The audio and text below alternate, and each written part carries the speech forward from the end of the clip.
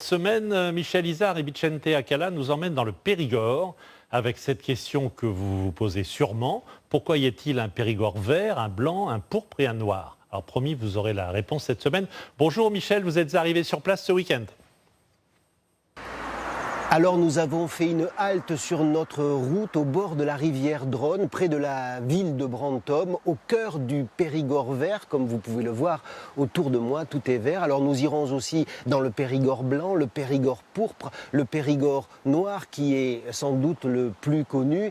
Mais sur cette palette de couleurs, je ne garantis pas que parfois on ne se mélange pas un peu les pinceaux. Mais nous avancerons et nous avons eu la chance avec Vicente Acala de pouvoir commencer le 15 août sur les chapeaux de roue.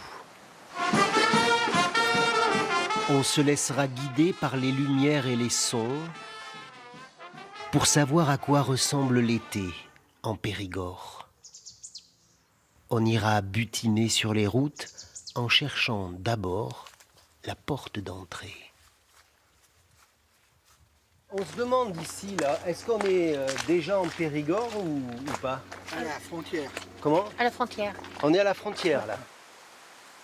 Côté nord-ouest, la frontière entre la Charente et le Périgord, c'est la Nizonne, dont les courbes épousent celles du paysage vallonné. Et quelques fougères plus loin, nous voici dans ce qu'on appelle le Périgord vert, pays de forêts et de champs. On avance. Bonjour.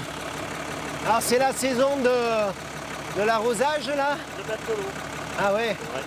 parce que c'est chaud là. C'est très sec. Où c'est pas arrosé, il n'y a rien. Ah bon. Il n'y a rien qui pousse. Vous voyez là, eh ben, il n'y a pas de graines. L'été c'est quand même une grosse période de travail pour vous. Ah, c'est la plus grosse pratiquement. Ouais.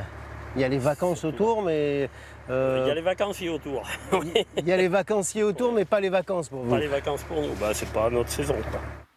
L'atmosphère des vacances, on pourra la savourer sur la place de Verteillac. Elle a un goût d'enfance et de barbe à papa. Ça fait longtemps que je n'avais pas mangé. Hein. C'est bon? C'est très bon. Verteillac est un des seuls villages de la région à avoir maintenu sa fête annuelle.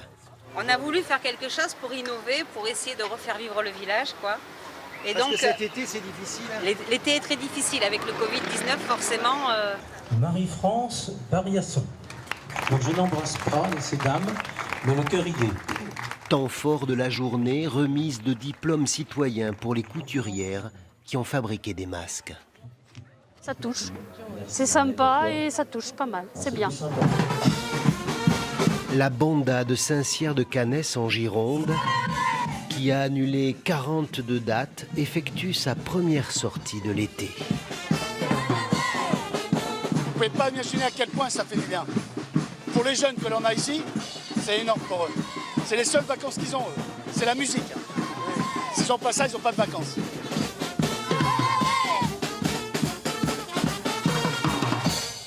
Et il y a un autre événement devenu rare par les temps qui courent.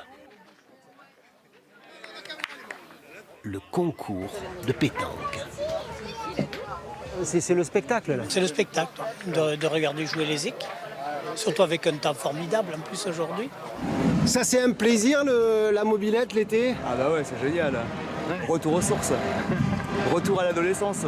Pour Mathieu et Pauline, le mois d'août ressemble à une balade en 103 Peugeot. Et la mienne, elle n'a pas assez de gaz dans les montées, donc je galère un peu, mais on s'amuse bien. C'est un plaisir? Ah oui. Ouais, c'est notre petit plaisir des vacances. Autour de Verteillac, la campagne s'assoupit, mais sur la place, les food trucks sont pris d'assaut. Je suis très sûre. Et le fish and chips, ça marche bien ici? Oui, ça marche très bien. Plus que le foie gras? Je sais pas.